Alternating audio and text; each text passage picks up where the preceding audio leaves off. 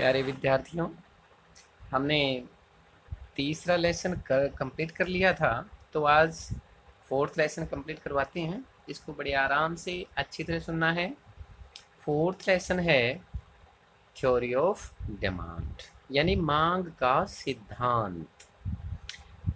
बहुत ही important lesson है। Demand और सप्लाई दो ही चीज़ें हैं पूरी +2 के अंदर। डिमांड, जिन बच्चों को इकोनॉमिक्स पढ़नी है उसको डिमांड का नॉलेज अच्छी तरह होना चाहिए। चलो, सबसे पहले तो तुम्हें ये पता होना चाहिए कि मांग होती क्या है, यानी मांग हमारी होती क्या है। देखो भाई, जैसे हम बोल लेते हैं कि भाई मांग किसी वस्तु को खरीदना मांग कहलाता है, किसी वस्तु को मांग लेना मांग कहलाता है। इसके और क्या कर सकते हैं हम? हमारे इकोनॉमिक्स में, अर्थशास्त्र में मांग शब्द का प्रयोग विशेष अर्थों में किया जाता है। आम बोलचाल की भाषा में किसी वस्तु की इच्छा, आवश्यकता तथा मांग तीनों का प्रयोग एक ही अर्थ में किया जाता है, परंतु अर्थशास्त्र में इन तीनों शब्दों के अलग अलग अर्थ होते हैं। मान लीजिए आपकी रंगीन टीवी लेने की इच्छा है, परंतु आपके पास धन नहीं है। यदि आपकी इच्छा है और आपके पास धन नहीं है तो वो केवल आपकी इच्छा कहलाएगी। आर्थिक दृष्टि से इच्छा ही होगी, मांग नहीं होगी वो। यदि पर्याप्त धन होते हुए भी आप उस धन को रंगीन टीवी पर खर्च करना नहीं चाहते तो यह इच्छा केवल आवश्यकता कहलाएगी, मांग नहीं। यह इच्छा उस स्थिति में मांग का रूप धारण कर लेती है जब आप रंगीन टीवी खरीदने के लिए तैयार हैं। इस बात को इस प्रकार भी कह सकते हैं कि भाई किसी वस्तु को खरीदने की इच्छा, किसी वस्तु को खरीदने की इच्छा तथा उसके लिए पर्याप्त धन तथा धन को खर्च करने की तत्परता किसी वस्तु की मांग कहलाती है। ठीक है। अब क्या है, अब इसने बोल दिया हमारे को कि भाई किसी वस्तु की मांग तथा मांगी गई मात्रा क्या होती है, यानी किसी वस्तु की डिमांड और क्वांटिटी ऑफ डिमांड। किसी वस्तु की मांग और मांगी गई मात्रा।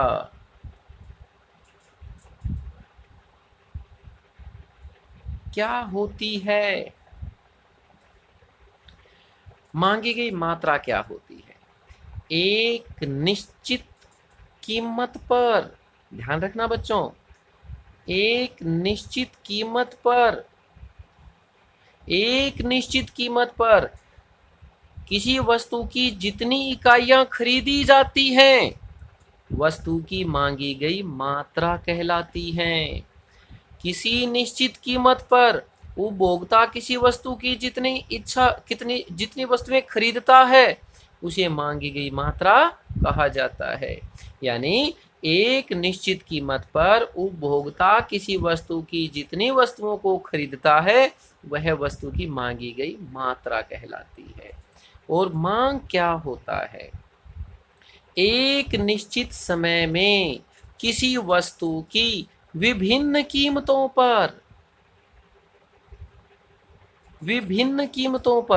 यानी विभिन्न कीमत, अलग अलग कीमतों पर किसी वस्तु की कितनी मात्राएं खरीदी गई, सभी मात्राओं के जोड़ को किसी वस्तु की मांग कहलाती है। इसको इस प्रकार भी आराम से समझ सकते हैं। किसी वस्तु की एक निश्चित कीमत पर उसकी जितनी मात्रा खरीदी जाती है वस्तु की मांगी गई मात्रा कहलाती है। विभिन्न कीमतों पर किसी वस्तु की जितनी इकाइयां खरीदी जाती हैं सभी के जोड़ को वस्तु की मांग कहा जाता है। यानी मांग क्या होती है, हमने पहले भी बता दिया था, किसी वस्तु को खरीदने की इच्छा, कि हमने खरीदना क्या है, उसके लिए पर्याप्त धन, क्या है, पर्याप्त धन तथा धन खर्च करने की तत्परता, यानी वो धन खर्च भी कर दे। ठीक है, किसी वस्तु को प्राप्त करने की इच्छा, उसके पास इच्छा को पूरा करने के लिए पर्याप्त धन या उसके योग्य होना, वस्तु खरीदने के योग्य होना, या तथा उस धन को खर्च करने की तत्परता क्या कहलाती है, मांग कहलाती है। ठीक है, यानी मांग हमारा स्टार्ट हुआ है, इसलिए आपका बेसिक क्लियर करने के लिए बार बार आपको बात बताने लग रही हैं कि मांग और मांगी गई मात्रा और इच्छा, पर्याप्त धन, तत्परता, ये भी मांग कहलाती है। पहले आपको मांग का पता होगा तभी तो आगे चलेंगे। चलो नेक्स्ट पॉइंट हमारा क्या है, यानी अब वही हमारी डेफिनेशन जो हमने अभी अभी बताई ना, कि भाई मांग की परिभाषा किसी वस्तु को खरीदने की इच्छा, उसे संतुष्ट करने के लिए पर्याप्त धन तथा धन खर्च करने की तत्परता किसी वस्तु की मांग कहलाती है। ठीक है, यानी तीन चीजें होनी चाहिए, वस्तु को प्राप्त करने की इच्छा होनी चाहिए, इस इच्छा को पूरा करने के लिए धन होना चाहिए यानी योग्यता, और धन खर्च करने की तत्परता होना चाहिए। तो ये तीनों जो चीजें हों तभी तो वो खरीद पाएगा ना किसी वस्तु को। अब है हमारी मांग की परिभाषा, ये सारी बातें हमने ऊपर पढ़ चुके हैं, बार बार नहीं बताते हैं।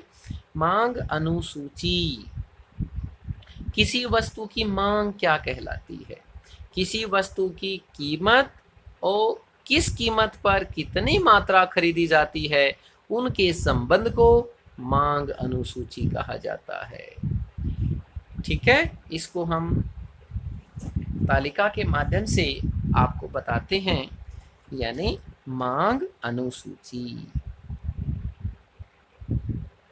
मांग अनुसूची क्या है ये, मान लो आइसक्रीम की कीमत, ठीक है, आइसक्रीम यही लेते हैं भाई, जो एग्जाम्पल दे रखा है ना, आइसक्रीम की कीमत रुपीस के अंदर और मांगी गई मात्रा क्या है, मांगी गई मात्रा।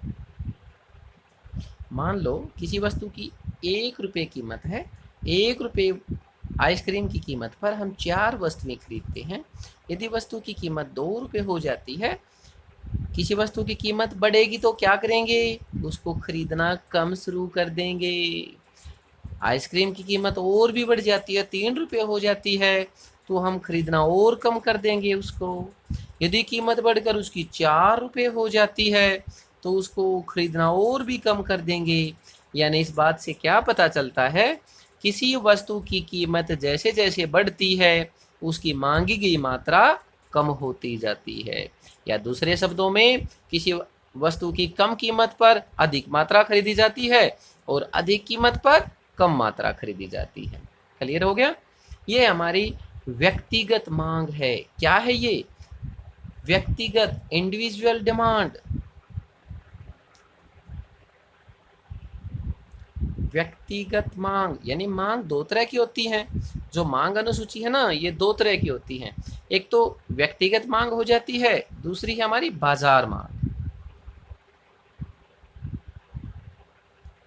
बाजार मांग अनुसूची ये क्या है, बाजार मांग अनुसूची यानी किसी वस्तु की कीमत, ठीक है, उसको ए व्यक्ति की डिमांड, बी व्यक्ति की डिमांड और दोनों की इकट्ठी डिमांड। किसी वस्तु की कीमत 1 है, 1 रुपये आइसक्रीम वही ले लेते हैं, 1 रुपये आइसक्रीम की कीमत है। एक ए व्यक्ति उन वस्तुओं की 4 मात्राएं खरीदता है 1 रुपये पर, और बी व्यक्ति 5 मात्राएं खरीदता है। तो टोटल बाजार मांग कितनी हो गई हमारी, 9। कीमत बढ़कर 2 हो जाती है, कीमत बढ़कर 2 हो जाती है।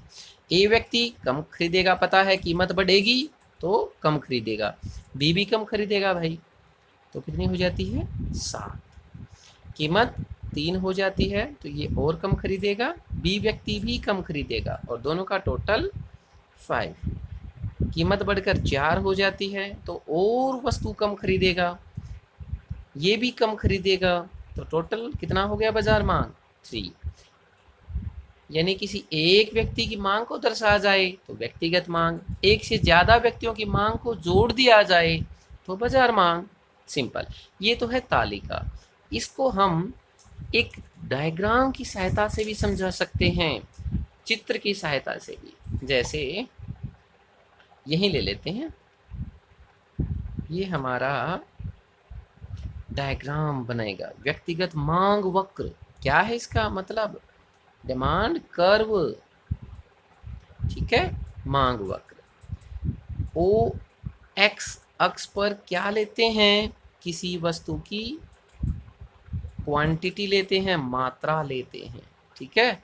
ओ वाई अक्ष पर क्या लेते हैं? किसी वस्तु की कीमत को लेते हैं। और ये डी डी क्या है? डी डी हमारा डिमांड वक्र है, ठीक है। क्या मतलब है इसका? इसका मतलब ये है, ये देखो, किसी वस्तु की 4 रुपये कीमत है, यानी 4 रुपये कीमत है तो कितनी खरीदेगा वो? एक वस्तु खरीदेगा। किसी वस्तु की कीमत कम होकर 3 रुपये रह जाती है तो कितनी वस्तुएं खरीदेगा? 2। यानी जब किसी वस्तु की कीमत कम होती जाती है उसकी डिमांड बढ़ती जाती है, जब उसकी कीमत कम होकर 2 रुपये रह जाती है तो उसकी डिमांड और भी बढ़ जाती है, कीमत कम होकर 1 रुपया रह जाती है तो डिमांड बढ़कर उसकी 4 रुपये हो जाती है। बस इसको चाहे इस तरफ 1 रुपये कीमत पर 4 वस्तुएं खरीदता है, 2 रुपये कीमत पर 3, 3 रुपये कीमत पर 2, 4 रुपये कीमत पर 1, चाहे बढ़ते क्रम में बता दो या घटते क्रम में, दोनों एक ही बातें हैं। ये हमारा क्या है? व्यक्तिगत मांग वक्र है। अब हमारा ये क्या है? बाजार मांग वक्र। ये कैसे बनता है? ये बाजार मांग वक्र है, जैसे व्यक्तिगत बनाया ना, एक व्यक्तिगत के आधार पर बना लेना, एक बी के आधार पर, दोनों को ऐड करके इसके आधार पर, जैसे ये बनाया है इस प्रकार बना लेना। आसान है, आप आराम से बना सकते हैं, कोई प्रॉब्लम नहीं है।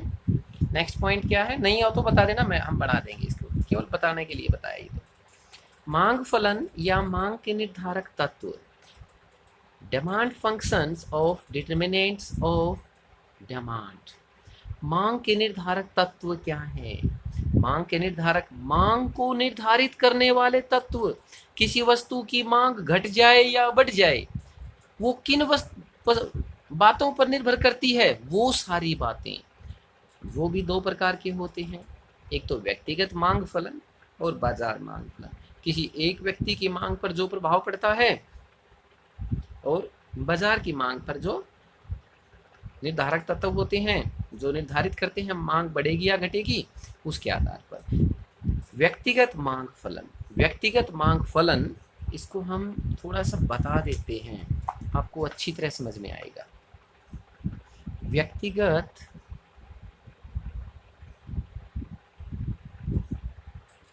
मांग फलन, व्यक्तिगत मांग फलन, ठीक है। व्यक्तिगत मांग फलन किन किन बातों पर निर्भर करता है? क्या है व्यक्तिगत मांग वक्र? व्यक्तिगत मांग फलन से ज्ञात होता है कि बाजार में एक उपभोक्ता की किसी वस्तु के लिए मांग विभिन्न तत्वों पर निर्भर करती है। अन्य शब्दों में व्यक्तिगत मांग फलन बाजार में किसी एक उपभोक्ता की किसी वस्तु की मांग तथा उसके निर्धारक तत्वों के संबंध को प्रकट करता है।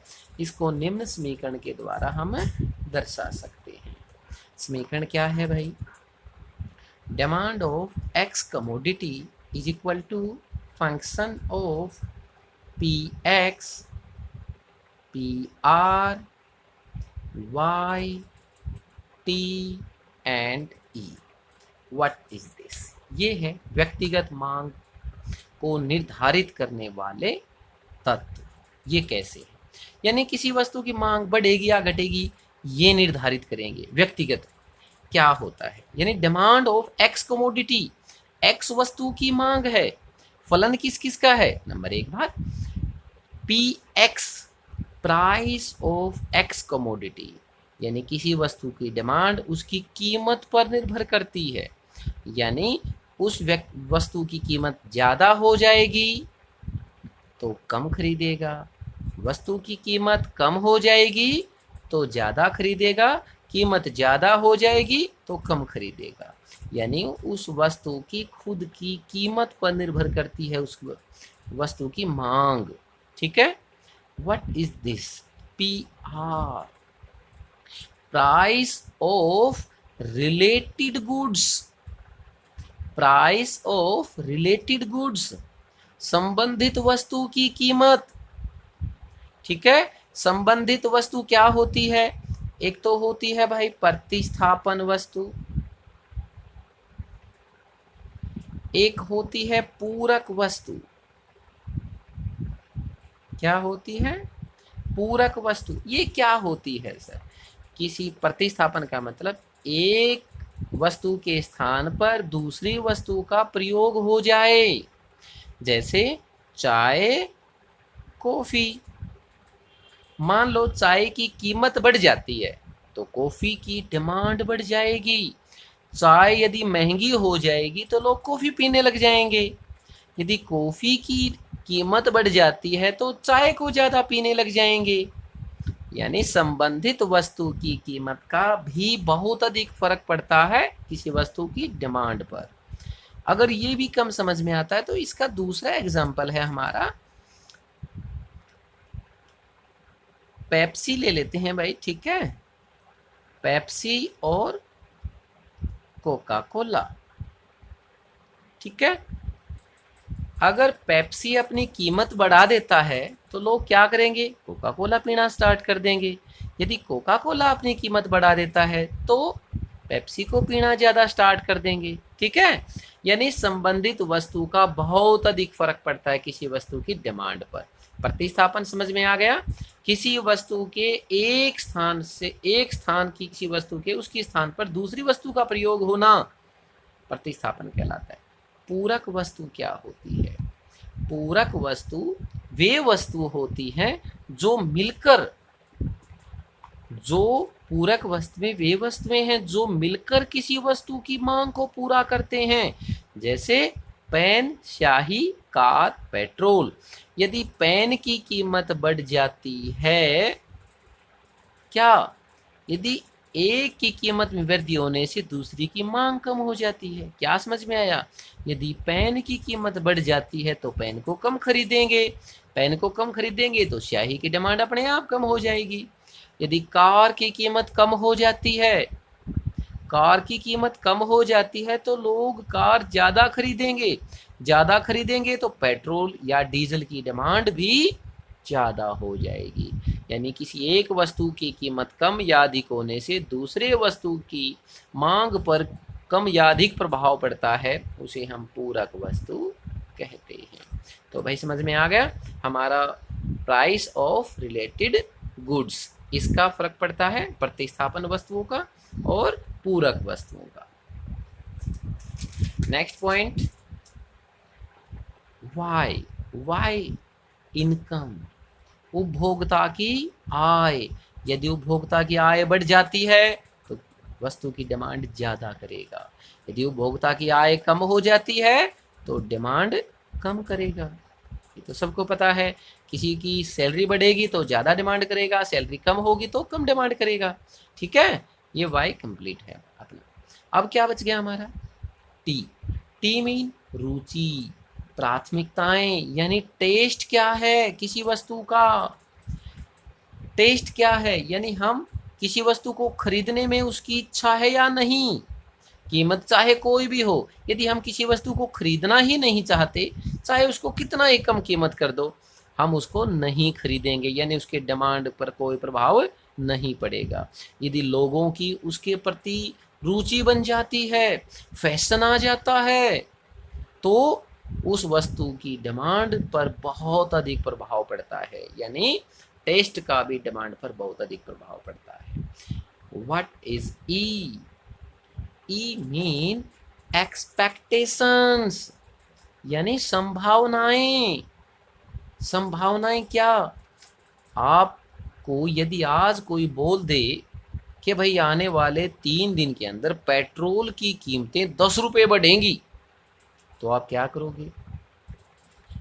अगर आपको कोई बोल दे कि पेट्रोल की कीमतें बढ़ेंगी, कितनी, 10 रुपये बढ़ जाएंगी 3 दिन के अंदर अंदर, तो हम क्या करेंगे? अपनी कार, गाड़ियाँ, अपनी बाइक लेकर जल्दी जल्दी पेट्रोल पंप पर पहुंचेंगे और बोलेंगे भाई टंकी फुल कर दे।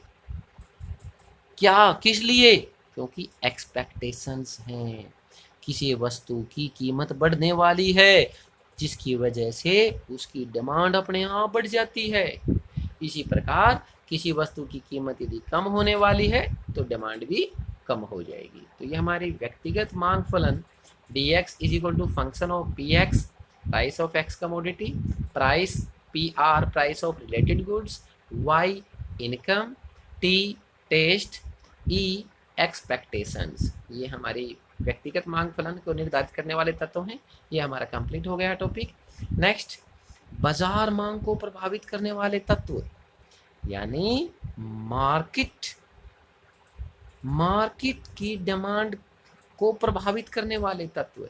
Market demand of X commodity क्या है? Functions of P x price of X commodity, जो व्यक्तिगत का है वही हमारी बाजार का होगा। P R price of related goods, ये भी वही है, प्रतिस्थापन और पूरक वस्तुएं, बाजार मांग का ये सेम टू सेम है। वाई भी सेम टू सेम है, टी भी सेम टू सेम है, ई भी, यानी ये जो 5 हैं ये सेम टू सेम आते हैं बाजार मांग में। अब बाजार मांग के अंदर और ज़्यादा क्या बढ़ जाता है, यानी एक एन बढ़ जाता है, एक जी बढ़ जाता है, एक एस बढ़ जाता है, एक वाई डी बढ़ जाता है।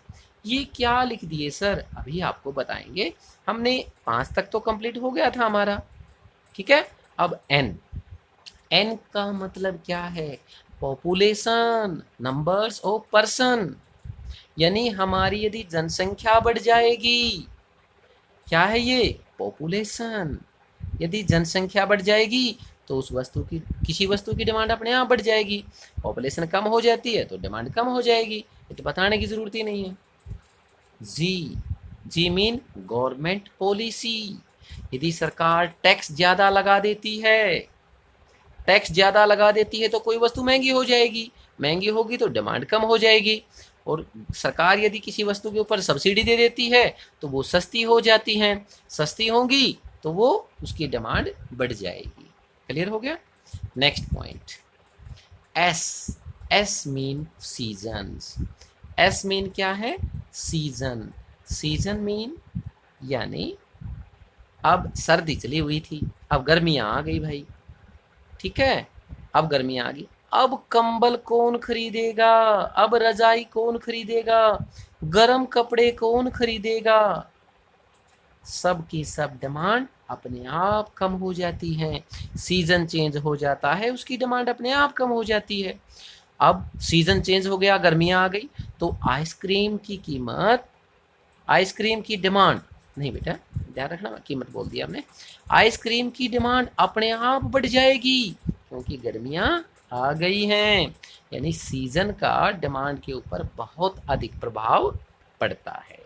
And last point, Y D, distribute of income. आय का, यानी आय का वितरण, आय का वितरण से भी बहुत अधिक प्रभाव पड़ता है। यदि आय का समान वितरण हो तो किसी वस्तु की डिमांड अपने आप बढ़ जाएगी, बहुत अधिक व्यक्तियों के पास पैसे हो जाएंगे और उनकी डिमांड अपने आप पैदा हो जाएगी। और किसी, ये आय का असमान वितरण हो जाता है तो जिन लोगों की आय ज़्यादा होगी केवल वो डिमांड करेंगे, जिन लोगों की आय कम होगी वो उन वस्तुओं को ज़्यादा नहीं खरीदेंगे। यानी बाजार मांग को निर्धारित करने वाले तत्व P X, P R, Y, T, E, N, G, S, Y, D complete है। ये हमने आपको बता दिया। यहाँ तक हमारा कंप्लीट हो गया लेसन। अब जो मोस्ट इम्पोर्टेंट है इस बुक का, यानी इस 4th लेसन का सबसे जरूरी पार्ट है, वो क्या है? वो है हमारा मांग का नियम। मांग का नियम क्या है? मांग का नियम एग्जाम के अंदर आता है। What is law of demand? मांग का नियम। मांग का नियम हमेशा एग्जाम में आने वाला क्वेश्चन है। मोस्ट इम्पोर्टेंट निशान लगा लो भाई, इसको लिख लेना। 5 स्टार क्वेश्चन है, मोस्ट इम्पोर्टेंट। मांग का नियम।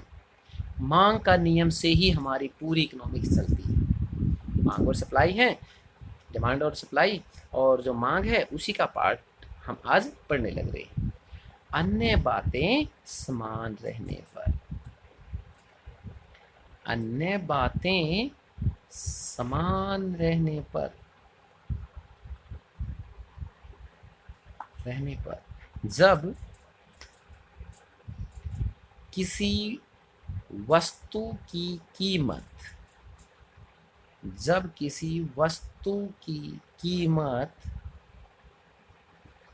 जाती है, किसी वस्तु की कीमत बढ़ जाती है तो उसकी मांग, यानी उसके फलस्वरूप उसकी मांग कम हो जाती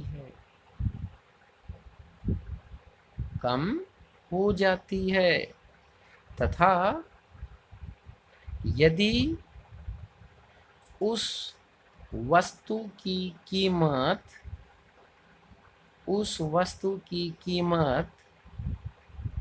कम हो जाती है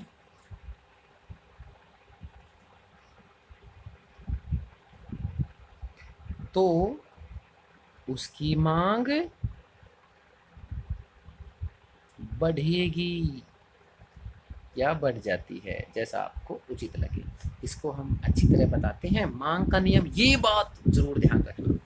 देखो, अन्य बातें समान रहने पर किसी वस्तु की अपनी कीमत बढ़ने पर उसकी मांग कम हो जाती है तथा अपनी कीमत कम होने पर उसकी मांग बढ़ जाती है। किसी वस्तु की कीमत बढ़ जाती है, मांग कम हो जाती है।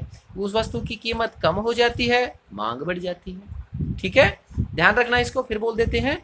किसी वस्तु की अपनी कीमत बढ़ने पर मांग कम हो जाती है, कीमत कम होने पर डिमांड बढ़ जाती है।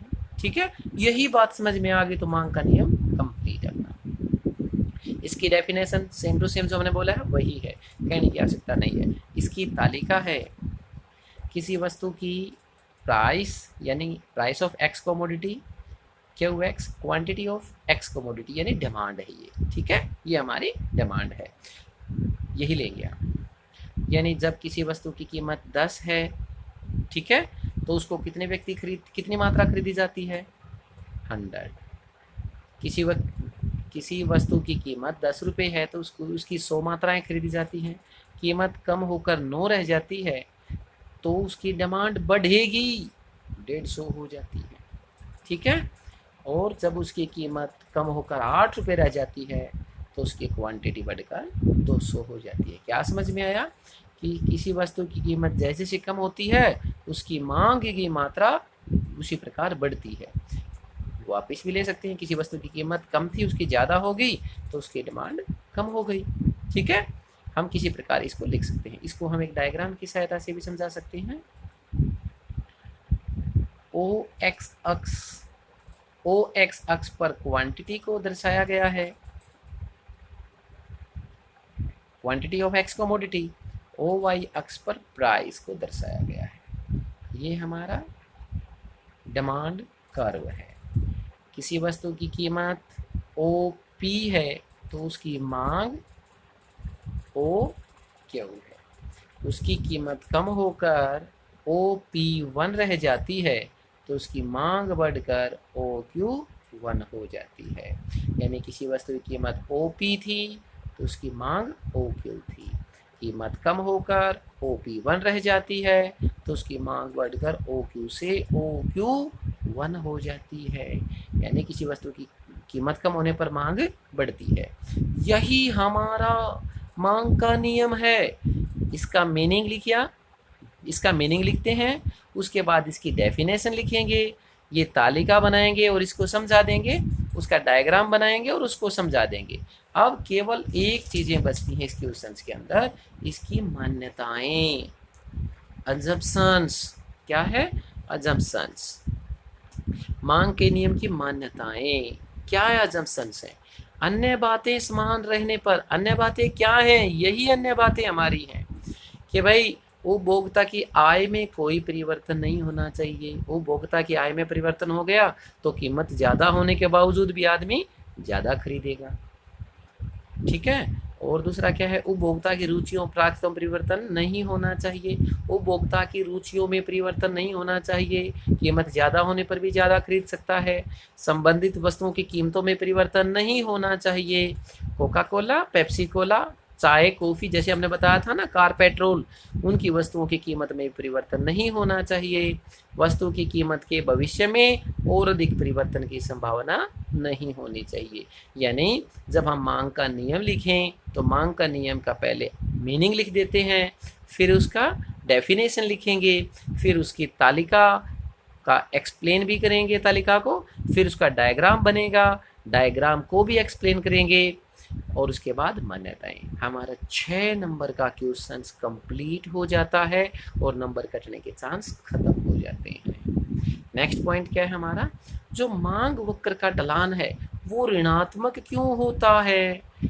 हमने देखा ना कि डिमांड कर्व, ये डिमांड कर्व डी ऊपर से नीचे की तरफ होता है। यानी किसी वस्तु की कीमत कम होगी तो मांग बढ़ेगी, कीमत बढ़ेगी तो मांग कम होगी। यानी ऋणात्मक ढाल वाला क्यों होता है? वही है। इसके 3 पॉइंट है भाई, ध्यान रखना। इनको पॉइंटों को देख लेना, पढ़ लेना, बिल्कुल आसान है। घटती सीमांत उपयोगिता का नियम, जैसे जैसे किसी वस्तु की अधिक इकाइयां खरीदेंगे उसकी मांग अपने आप कम होनी शुरू हो जाती है, यही है। दूसरा हमारा आय प्रभाव, किसी वस्तु के ऊपर आय का बहुत अधिक प्रभाव पड़ता है। तीसरा हमारा प्रतिस्थापन प्रभाव, प्रतिस्थापन यानी एक्स वस्तु और वाई वस्तु की कीमत है ना, चाय कॉफी वगैरह बताई थी, उसी का ही है। उपभोक्ता समूह का आकार और विभिन्न उपयोग, यानी इसके 3 या 4 अगर पॉइंट्स हम अच्छी तरह याद कर लेते हैं तो हमारा 4 नंबर का क्वेश्चन कंप्लीट हो जाता है। पढ़ लेना बच्चों इनको एक बार अच्छी तरह। मांग के नियम के अपवाद, अपवाद क्या है? अपवाद का मीनिंग होता है मांग के अपवाद। अपवाद क्या होता है? यानी अब तक हमने क्या पढ़ा है? हमने पढ़ा है कि भाई मांग वक्र डी ऋणात्मक ढाल वाला होता है। कैसा होता है? ऋणात्मक ढाल वाला। अब बोलता है कि भाई ये अगर अपवाद बोलेगा कोई हमें, तो अपवाद का मीनिंग है कि उसका ढलान इस तरह हो जाए,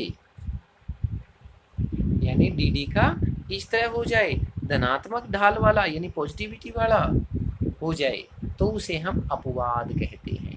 ये है तो नियम वही लगेगा और ये लगेगा तो अपवाद हो जाता है उसका। ठीक है, इसको पॉइंट्स के आधार पर ले लेते हैं। ये बता भी रखा है। पहला पॉइंट है प्रतिष्ठा सूचक वस्तु, यानी ये नियम किस पर लागू नहीं होता है। पहला पॉइंट है प्रतिष्ठा सूचक वस्तु। प्रतिष्ठा सूचक का मतलब हीरे जवाहरात। जब सोना चांदी हीरे जवाहरात सस्ते हो जाते हैं तो लोग उसको नहीं खरीदते। लोग अपनी प्रतिष्ठा को कम आंकना शुरू कर देते हैं, ये कि तो आम आदमी खरीदने लग जाएगा, अब हम इसको नहीं खरीदेंगे। और जैसे जैसे सोना और हीरे जवाहरात की कीमतें बढ़ती हैं, लोग प्रतिष्ठा के कारण उसको ज़्यादा खरीदना आरंभ कर देते हैं। यानी किसी वस्तु की कीमत बढ़ने पर भी उसकी डिमांड बढ़ जाती है। ठीक है। दूसरा हमारा अज्ञानता, इग्नोरेंस, यानी किसी भ्रम के कारण लोगों को पता ही नहीं चलता कि कीमत कम हुई है या ज़्यादा। लोग जितनी मात्रा खरीदते थे उतनी ही खरीदते रहते हैं, उसके ऊपर कोई प्रभाव नहीं पड़ता। तीसरा गिफन वस्तुएं, ये ध्यान रखना भाई, गिफन वस्तुएं क्या होती हैं? गिफन वस्तुएं वे वस्तुएं हैं जिनका कीमत प्रभाव धनात्मक होता है और आय प्रभाव ऋणात्मक होता है। क्या है सर ये? कीमत प्रभाव धनात्मक, यानी कीमत यदि बढ़ कम हो जाएगी तो उसको कम खरीदेंगे, ज़्यादा कीमत हो जाएगी तो ज़्यादा खरीदेंगे, और आय प्रभाव ऋणात्मक होता है। आय बढ़ जाएगी तो कम खरीदेंगे, आय कम हो जाएगी तो ज़्यादा खरीदेंगे। ठीक है, इस प्रकार। नेक्स्ट पॉइंट है हमारा, गिफन वस्तुएं निम्न कोटि की वस्तुएं होती हैं, परंतु सभी निम्न कोटि की वस्तुएं गिफन वस्तुएं नहीं होती। निम्न कोटि की वस्तुएं वे वस्तुएं हैं जिनका आय प्रभाव ऋणात्मक होता है, जो हमने ऊपर पढ़ा था वही है, पढ़ लेना बच्चों एक बार। अब बोलता है मांगी गई मात्रा में परिवर्तन था, मांग में परिवर्तन। इसका जो क्वेश्चन एग्जाम में आता है वो ये है, मांग का विस्तार, यानी मांग का विस्तार और मांग का संकुचन क्या है। मांग का विस्तार और मांग का संकुचन क्या है, ये हम आपको अभी करवा देते हैं। मांग का विस्तार और मांग का संकुचन, यहाँ तक हो गया हमारा। अब पॉइंट आता है मांग का विस्तार। बच्चों इसको आज अच्छी तरह पढ़ लेना, ये हमेशा एग्जाम में आता है। ठीक है, मांग का विस्तार यानी अन्य बातें समान रहने पर, इसका इसी के अंदर से बता देते हैं थोड़ा सा पहले। अन्य बातें समान रहने पर जब किसी वस्तु की अपनी कीमत कम होने पर, किसी वस्तु की कीमत कम हो जाए तो उसकी मांग बढ़ जाती है। जो मांग बढ़ जाती है उसी को तो विस्तार बोलेंगे। यानी कीमत कम हो जाए और मांग बढ़ जाए, उसी को हम क्या बोलेंगे, मांग विस्तार। लेकिन किस कारण, अपनी कीमत कम होने के कारण, इसका ध्यान रखना, अपनी कीमत कम होने के कारण। इसको हम एक तालिका के माध्यम से करवा सकते हैं, एक तरफ प्राइस, एक तरफ मांगी गई मात्रा। यानी किसी वस्तु की कीमत 5 है तो उसकी मांगी गई मात्रा 1 है। कीमत कम होकर 1 रह जाती है तो मांगी गई मात्रा 5 हो जाती है। यानी किसी वस्तु की अपनी कीमत कम होने पर, कीमत कम हो गई ना, उसकी डिमांड बढ़ जाती है। इसे ही हम मांग का विस्तार कहते हैं।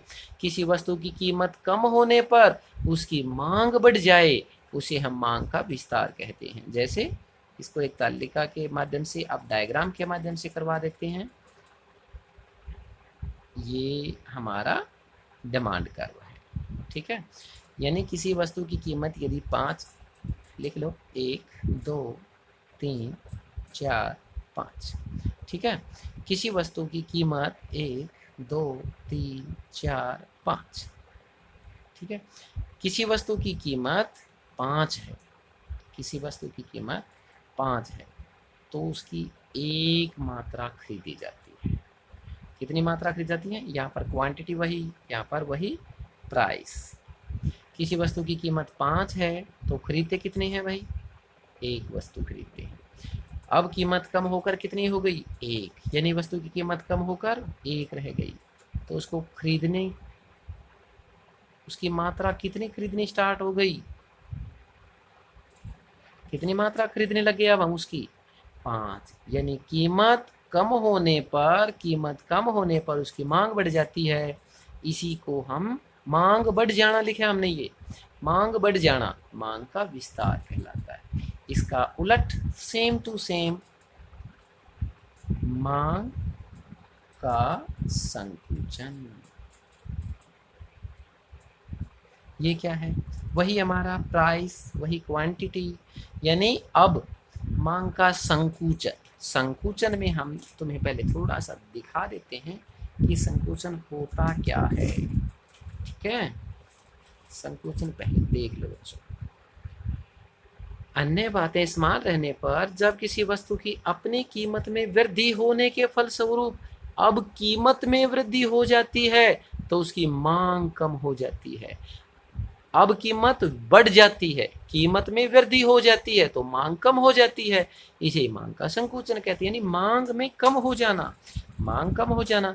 अब कीमत क्या है उसकी, मान लो 1 रुपया, खरीदने वाले कितने हैं, 5 वस्तुएं खरीदते हैं। किसी वस्तु की 1 रुपये की मात्रा की कीमत होने पर उसको 5 की मात्रा खरीदी जाती है। यदि उसकी कीमत बढ़कर 5 हो जाती है तो उसकी कितनी मात्रा खरीदी जाएगी, 1। अब इसका सेम टू सेम डायग्राम बना लेते हैं। ओ एक्स, यहाँ पर क्या लेते हैं हम, क्वांटिटी। ओ वाई, यहाँ क्या लेते हैं, प्राइस। और ये क्या है हमारा, डिमांड कर्व। वही हमारा 1 2 3 4 5 जितना पहले बनाया ना उसका उलट बना लेना बच्चों। 2 3 4 5, यानी किसी वस्तु की कीमत क्या है, 1। 1 कीमत पर खरीदने वाले कितने हैं, 5। ठीक है, वस्तु की कीमत बढ़कर क्या हो जाती है, 5, तो खरीदने वाले कितने हो जा रह जाते हैं, 1। यानी अब उसकी मांग कम हो जाती है, कीमत बढ़ जाती है। अब उसकी कीमत बढ़ गई है और मांग कम हो गई है, तो इसे हम क्या बोलेंगे, मांग का संकुचन। एग्जाम में कई बार आया ये क्वेश्चन, 6 मार्क्स के अंदर भी आ जाता है और 4 मार्क्स के अंदर भी आ जाता है। मांग का विस्तार और मांग का संकुचन क्या है। अब लास्ट क्वेश्चन बचता है हमारा, जो इस पाठ का जो आखिरी बचता है वही क्वेश्चन देख लेते हैं। अब क्या है, मांग में वृद्धि और मांग में कमी। मांग में वृद्धि और मांग में कमी। मांग में वृद्धि क्या होती है, किसी वस्तु की कीमत समान रहने पर उसकी मांगी गई मात्रा अचानक बढ़ जाए। किसी वस्तु की कीमत समान रहने पर वस्तु में कोई कीमत में कोई परिवर्तन ना हो, अन्य कारणों के द्वारा। अन्य कारण क्या है, गर्मी से सर्दी आ गई, भाई सर्दी आ गई तो गर्म कपड़ों की डिमांड बढ़ गई, या सर्दी से गर्मी आ गई तो आइसक्रीम की डिमांड अपने आप बढ़ गई। कीमत में कोई परिवर्तन नहीं आया लेकिन डिमांड अपने आप बढ़ जाती है। इस प्रकार कीमत में परिवर्तन हुए बिना उसकी डिमांड बढ़ जाना मांग में वृद्धि कहलाता है। इसको हम एक डायग्राम की सहायता से समझा सकते हैं। डायग्राम आपको दिखा देते हैं। ओ एक्स अक्ष पर क्वांटिटी, ओ वाई पर प्राइस। ये क्या है, डी डी वक्र है हमारा। 10 रुपये कीमत थी और 20 वस्तु में खरीदता था।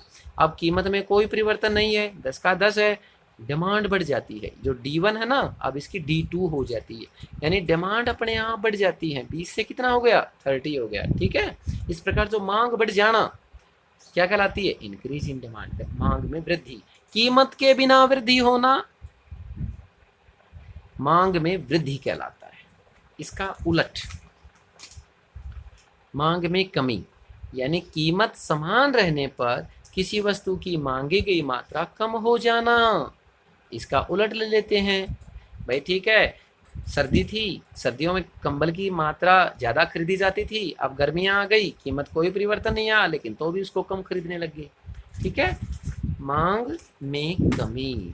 इसको भी ऐसे ही ले, O X quantity, O Y price. 10 ये फिक्स प्राइस है और पहले कितना लेते था, 30 थी डिमांड, तो D1। अब D1 को D2 अंदर की तरफ बनाएंगे। अंदर की तरफ का मतलब 30 से अब 20 खरीदने लग गया, क्योंकि मौसम में परिवर्तन हो गया। कोई भी कारण हो सकता है, ठीक है, अन्य कारणों के कारण बता रहे हैं, इसको समझाने के लिए। केवल कीमत उतनी ही रहते हुए उसकी डिमांड कम हो जाती है, इसको हम क्या कहते हैं, मांग में कमी। तो बच्चों, हमारा लेसन यहाँ तक कंप्लीट है, इतना ही करवाएंगे। और कुछ रहता है तो बाद में देखेंगे इसको। ठीक है, खुश रहो, अच्छी तरह तैयार करो।